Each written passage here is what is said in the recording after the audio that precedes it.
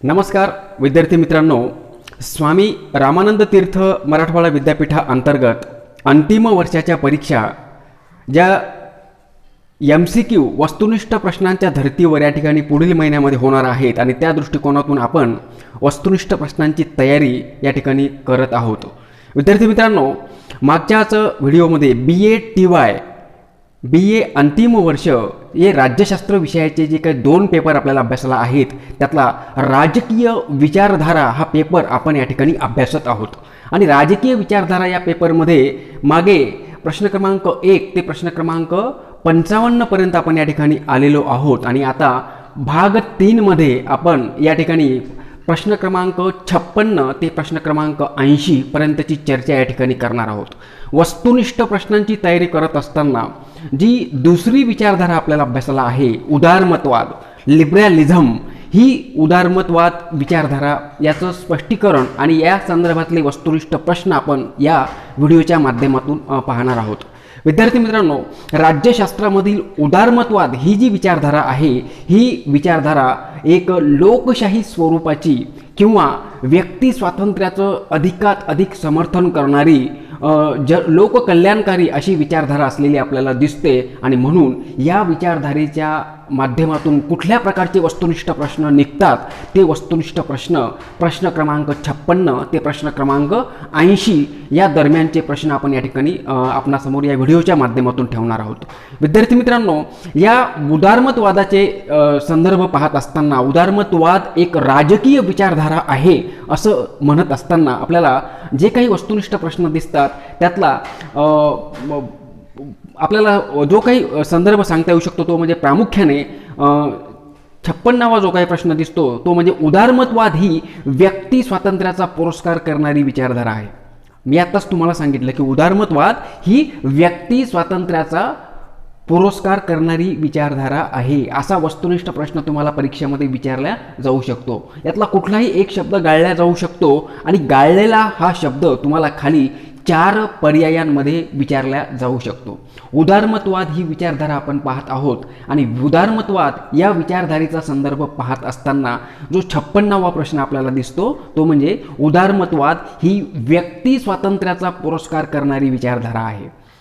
व्यक्ती स्वातंत्र्याला महत्त्व देणारी, व्यक्ती स्वातंत्र्याचा प्रामुख्याने पुरस्कार करणारी, व्यक्ती स्वातंत्र्याचं समर्थन करणारी विचारधारा म्हणून उदारमतवादी विचारधारेचा विचार केला जातो। जो काही 57वा प्रश्न या ठिकाणी आपल्याला दिसतो तो म्हणजे उदारमतवादी विचारधारेत लोकशाही शासन व्यवस्थेचे समर्थन केले जाते।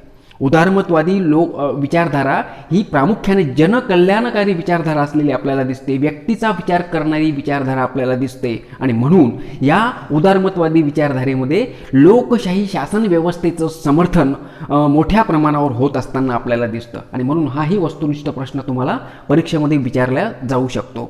त्यानंतरचा 57वा जो काही प्रश्न आपल्याला दिसतो तो प्रश्न आपण ज्या वेळेला बघतो 58वा प्रश्न उदारमतवादी विचार हा जीवनाकडे बघण्याचा एक दृष्टिकोन आहे असाही तुम्हाला एक वाक्याच्या स्वरूपात वस्तुनिष्ठ प्रश्न विचारला जाऊ शकतो। कुठला? की उदारमतवादी विचार हा जीवनाकडे बघण्याचा एक दृष्टिकोन आहे ही गोष्ट सुद्धा वस्तुनिष्ठ स्वरूपामध्ये विचारल्या जाऊ शकते। 59वा जो प्रश्न आहे तो आपल्याला असा दिसतो की यामध्ये प्रामुख्याने उदारमतवाद या शब्दाची उत्पत्ती, उदारमतवाद या शब्दाची उत्पत्ती आपल्याला लॅटिन भाषेतील लिबर या शब्दापासून झाली। लिबर LIBER या लिबरचा संदर्भ स्पष्ट करत असताना लॅटिन भाषेतील लिबर या शब्दापासून या शब्दाची उत्पत्ती झालेली आपल्याला दिसते आणि लिबर हा या लिबरचा जो अर्थ आहे तो स्वातंत्र्य किंवा फ्री FREE फ्री असा होतो। ही गोष्ट आपल्याला या ठिकाणी लक्षात घ्यायची। वस्तुनिष्ठ स्वरूपामध्ये हा प्रश्न आपल्याला विचारला जाऊ शकतो आणि म्हणून हाही एक अत्यंत महत्त्वाचा प्रश्न असलेला आपल्याला दिसतो। त्यानंतर पुढे 60वा जो प्रश्न आपल्याला दिसतो तो प्रश्न आपण ज्या वेळेला बघतो त्यावेळेला उदारमतवाद म्हणजे स्वातंत्र्याचे समर्थन करणारी विचार प्रणाली होय। मी तुम्हाला आत्ताच सांगितलं की वेगवेगळ्या संदर्भात वेगवेगळ्या पद्धतीने शब्द मागे पुढे करून तुम्हाला वस्तुनिष्ठ प्रश्न विचारले जातात. म्हणजे उदारमतवाद म्हणजे व्यक्ती स्वातंत्र्याचं समर्थन करणारी विचार प्रणाली किंवा उदारमतवाद म्हणजे स्वातंत्र्याचं समर्थन करणारी विचार प्रणाली, अशा स्वरूपात सुद्धा हा प्रश्न आपल्याला परीक्षेमध्ये विचारला जाऊ शकतो. 61वा जो काही प्रश्न आपल्याला विचारला जाण्याची शक्यता आहे तो म्हणजे विल्यम मॅकेगबर्नच्या मते उदारमतवाद हा लोकशाही आणि व्यक्तिवाद यांचे मिश्रण होय, अशा पद्धतीचा विचार या ठिकाणी विल्यम मॅकेगबर्नने या ठिकाणी स्पष्ट केलेला आपल्याला दिसतो. तो काय सांगतो? विल्यम मॅकेगबर्न असं म्हणतो की उदारमतवाद म्हणजे लोकशाही आणि व्यक्तिवाद यांचं मिश्रण आहे. तुम्हाला असं विचारलं जाऊ शकतं की लोकशाही आणि व्यक्तिवाद यांचं मिश्रण उदारमतवादी संदर्भात विश्लेषण करणारा विचारवंत कोण आहे, अशा पद्धतीचा वस्तुनिष्ठ प्रश्न विचारला जाऊ शकतो. त्यावेळेला विल्यम मॅकेगबर्न हा विचारवंत त्या ठिकाणी आपल्याला सांगता आला पाहिजे. खाली वस्तुनिष्ठ पर्यायामध्ये तो संदर्भ या ठिकाणी असणार आहे आणि म्हणून तो संदर्भ या ठिकाणी स्पष्ट करत असताना या गोष्टी आपल्याला लक्षात ठेवणं गरजेचे आहेत. विद्यार्थी मित्रांनो, यानंतरचा 62वा जो काही प्रश्न आपल्याला दिसतो तो म्हणजे सारटोरी हे विचारवंताचं नाव आहे. सारटोरीच्या मते उदारमतवाद म्हणजे वैयक्तिक स्वातंत्र्य, व्यवहार, कायदेशीर संरक्षण व घटनात्मक राज्य या संबंधीचा सिद्धांत होय. तो काय म्हणतो? आपली व्याख्या करत असताना व्याख्येचा संदर्भ सुद्धा तुम्हाला MCQच्या संदर्भात विचारला जाऊ शकतो. सारटोरी नावाचा विचारवंत उदारमतवादाची जी काही व्याख्या करतो तो काय म्हणतो की सारटोरीच्या मते उदारमतवाद म्हणजे वैयक्तिक स्वातंत्र्य, व्यवहार, कायदेशीर संरक्षण व घटनात्मक राज्य या संबंधीचा सिद्धांत म्हणजे उदारमतवाद होय, अशा पद्धतीनं त्यानं व्याख्या केलेली आहे. वस्तुनिष्ठ स्वरूपात असे प्रश्न यापूर्वी सुद्धा विचारले गेलेले आहेत आणि म्हणून हा सुद्धा वस्तुनिष्ठ प्रश्न ठरू शकतो. पुढे ज्यावेळेला आपण जातो तो पुढचा प्रश्न आपल्याला असा दिसतो तो म्हणजे प्रामुख्याने लोकशाहीप्रमाणेच उदारमतवादाचे माहेरघर इंग्लंड हेच आहे. लोकशाहीप्रमाणेच उदारमतवादाचे माहेरघर इंग्लंड हेच आहे. म्हणजे लोकशाहीची जननी म्हणून आपण इंग्लंडकडे बघतो, त्याचप्रमाणे उदारमतवादाची जननी किंवा उदारमतवादाचं माहेरघर म्हणून सुद्धा आपण इंग्लंडकडेच पाहतो. म्हणून हा प्रश्नसुद्धा अत्यंत महत्त्वाचा प्रश्न वस्तुनिष्ठ स्वरूपामध्ये MCQच्या माध्यमातून तुम्हाला विचारला जाऊ शकतो. त्यानंतरचा 64वा जो काही प्रश्न आहे तो प्रश्न आपल्याला काय सांगतो? त्या प्रश्नाचा संदर्भ पाहत असताना 16व्या व 17व्या शतकातील निरंकुशशाहीला विरोध करण्यातून उदारमतवादाचा उदय झाला. 16व्या व 17व्या शतकातील निरंकुशशाहीला विरोध करण्यातूनच उदारमतवादाचा उदय झाला. म्हणजे उदारमतवादी विचारधारेचा जो उदय झाला तो कशामुळे झाला, त्याची जी वेगवेगळी कारणं सांगितली जातात त्यातलं हे एक अत्यंत महत्त्वाचं कारण आहे. 16व्या आणि 17व्या शतकामध्ये निरंकुशशाहीला विरोध करण्यातून उदारमतवाद ही विचारधारा उदयाला आलेली आपल्याला दिसते आणि म्हणून हा वस्तुनिष्ठ स्वरूपामध्ये प्रश्न विचारला जाऊ शकतो. 65वा जो काही प्रश्न आहे तो प्रश्न प्रामुख्याने 16व्या शतकातील धर्मसुधारणेच्या चळवळीमुळे उदारमतवादाला चालना मिळाली. बघा, याच्यापूर्वी आत्ताच पाहिला आपण की उदारमतवादाचा उदय हा 16व्या आणि 17व्या शतकात निरंकुशशाहीच्या विरोध करण्याच्या प्रक्रियेतून झालेला आपल्याला दिसतो, परंतु या उदारमतवादी चळवळीला जी काही चालना मिळाली ती 16व्या शतकातील धर्मसुधारणेच्या चळवळीमुळे चालना मिळालेली आपल्याला दिसते आणि म्हणून हा प्रश्नसुद्धा तितकाच महत्त्वपूर्ण मानला जातो. पुढे आपल्याला दिसतं तो म्हणजे प्रामुख्याने 66वा जो काही प्रश्न आहे तो म्हणजे John Locke, J.S. Mill, Spencer आणि Green. John Locke, J.S. Mill, Spencer आणि ग्रीन यासारख्या विचारवंतांनी व्यक्ती स्वातंत्र्याचे जोरदार समर्थन केलेले दिसून येते. बघा, तुम्हाला व्यक्ती स्वातंत्र्याचे समर्थन करणारे विचारवंत कोण होते असा वस्तुनिष्ठ प्रश्न विचारला गेल्यानंतर हे जे काही 3-4 विचारवंत आहेत हे तुम्हाला माहिती असणं गरजेचं आहे. जॉन लॉक यांनी व्यक्ती स्वातंत्र्याचं समर्थन केलं, J.S. मिल यांनी व्यक्ती स्वातंत्र्याचं समर्थन केलं, स्पेन्सर यांनी व्यक्ती स्वातंत्र्याचं समर्थन केलं आणि ग्रीन T.H. ग्रीन यांनी सुद्धा व्यक्ती स्वातंत्र्याचं समर्थन केलं. हे विचारवंत आपल्याला जर माहीत असले तर आपले कळत न कळत 3-4 वस्तुनिष्ठ प्रश्न या ठिकाणी तयार होतात. पुढे आपण ज्या वेळेला जातो त्यावेळेला आपल्याला असं दिसतं ते म्हणजे 67वा जो काही प्रश्न आहे तो म्हणजे स्वातंत्र्य प्राप्ती हा उदारमतवादाचा उद्देश राहिला आहे. स्वातंत्र्य प्राप्ती हा उदारमतवादाचा उद्देश राहिलेला आपल्याला दिसतो आणि वस्तुनिष्ठ स्वरूपामध्ये असा प्रश्न विचारला जाऊ शकतो. त्यानंतर 68वा जो काही प्रश्न आहे तो म्हणजे प्रामुख्याने याच्यामध्ये उदारमतवादाच्या समर्थकांचा, उदारमतवादाचे जे समर्थक आहेत ना त्या उदारमतवादाच्या समर्थकांचा मनुष्याच्या विवेक बुद्धीवर पूर्णतः विश्वास असलेला आपल्याला दिसतो. उदारमतवादाच्या एकूणच उदारमतवादाचे जे 2 प्रकार पडतात, एक पारंपरिक उदारमतवाद आणि एक आधुनिक उदारमतवाद. तर पारंपरिक उदारमतवादाचा संदर्भ पाहत असताना उदारमतवादाच्या समर्थकांचा, उदारमतवादाचं समर्थन करणारे जे विचारवंत आहेत त्यांचा मनुष्याच्या विवेकबुद्धीवर पूर्ण विश्वास असलेला दिसतो. ही गोष्ट आपल्याला लक्षात ठेवणं गरजेचं आहे. वस्तुनिष्ठ स्वरूपामध्ये प्रश्न विचारला जाऊ शकतो. त्यानंतर 69वा जो काही प्रश्न आहे तो म्हणजे उदारमतवाद हा कालबाह्य झालेल्या रूढी परंपरा यांना विरोध करतो. उदारमतवाद हा ज्या रूढी परंपरा कालबाह्य झालेल्या आहेत अशा कालबाह्य झालेल्या रूढी परंपरांना उदारमतवाद विरोध करतो. ही गोष्ट वस्तुनिष्ठ स्वरूपात MCQच्या स्वरूपात तुम्हाला परीक्षेत विचारल्या जाऊ शकते आणि म्हणून लक्षात ठेवणं गरजेचं आहे. त्यानंतर 70वा जो काही प्रश्न आहे क्रमांक 70 तो काय सांगतो आपल्याला, याच्यामध्ये प्रामुख्याने उदारमतवाद व्यक्तीला स्वातंत्र्य आणि स्वयंपूर्ण मानतो.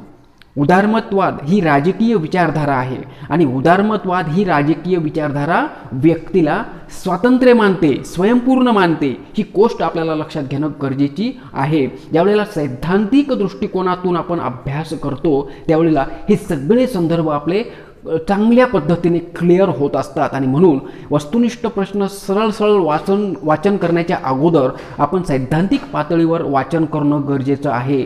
अनेक पुस्तकं वाचणं गरजेचं आहे. म्हणजे या अभ्यासक्रमावर आधारित हे उदारमतवादाच्या संदर्भातले पुस्तकं तुम्ही वाचले आणि त्यानंतर तुम्ही या विचारसरणीवरील वस्तुनिष्ठ प्रश्न ज्यावेळेला वाचू लागता, अभ्यासू लागता त्यावेळेला ते तुम्हाला जास्त प्रमाणात कळू लागतात. असो विद्यार्थी मित्रांनो, त्यानंतरचा जो काही 71वा प्रश्न आहे तो काय सांगतो, त्याच्यामध्ये उदारमतवाद्यांच्या मते प्रत्येक व्यक्तीला त्याच्या व्यक्तिमत्व विकासाचे स्वातंत्र्य आहे. उदारमतवादी काय म्हणतात की प्रत्येक व्यक्तीला त्यांच्या व्यक्तिमत्व विकासाचं पूर्ण स्वातंत्र्य आहे असं उदारमतवादी विचारवंत मानतात आणि वस्तुनिष्ठ स्वरूपामध्ये तो प्रश्न तुम्हाला विचारला जाऊ शकतो. त्यानंतर 72वा जो काही प्रश्न आहे तो काय सांगतो की उदारमतवादी विचार गुलामगिरीला विरोध करतात. उदारमतवादी विचारवंत जे काही आहेत, उदारमतवादाचं समर्थन करणारे जे काही विचारवंत आहेत ते गुलामगिरीला विरोध करतात. म्हणजे उदारमतवादी विचार किंवा विचारवंत गुलामगिरीला विरोध करतो. ही गोष्ट वस्तुनिष्ठ स्वरूपामध्ये विचारल्या जाऊ शकते. त्यानंतर 73वा प्रश्न काय सांगतो, तर 73वा प्रश्न पाहत असताना असं दिसतं की व्यक्तीच्या नैतिक आणि आध्यात्मिक विकास याला उदारमतवादामध्ये महत्त्वपूर्ण स्थान आहे. व्यक्तीच्या नैतिक आणि आध्यात्मिक विकास याला उदारमतवादामध्ये महत्त्वपूर्ण स्थान आहे. ही गोष्ट आपल्याला लक्षात घेणं गरजेचं आहे. विद्यार्थी मित्रांनो, यानंतरचा जो काही प्रश्न आपल्याला दिसतो तो म्हणजे 74वा प्रश्न आणि यामध्ये उदारमतवादानुसार व्यक्ती हे साध्य आहे आणि राज्य हे साधन आहे. बऱ्याच मुलांना साध्य आणि साधन हा फरकच लक्षात येत नाही. विद्यार्थी मित्रांनो, उदारमतवादानुसार व्यक्ती साध्य आहे आणि राज्य साधन आहे. म्हणजे व्यक्ती राज्यापेक्षा श्रेष्ठ आहे म्हणून ती साध्य आहे, हे लक्षात घ्या.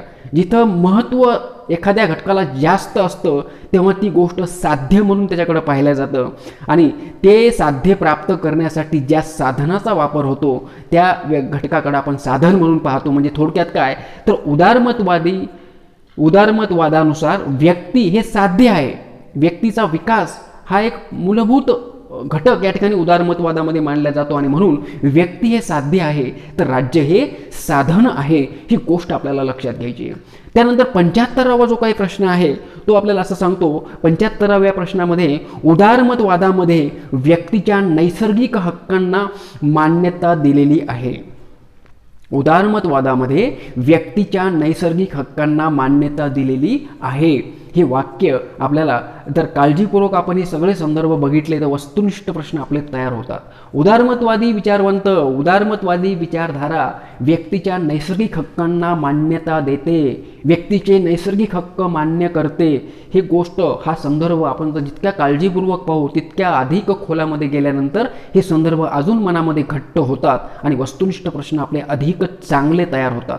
म्हणून विद्यार्थी मित्रांनो, हा प्रश्न सुद्धा वस्तुनिष्ठ स्वरूपामध्ये विचारला जाऊ शकतो. त्यानंतर पुढचा जो प्रश्न आहे तो म्हणजे 76वा प्रश्न, धर्मनिरपेक्ष राज्य ही उदारमतवादाची फार मोठी देणगी आहे.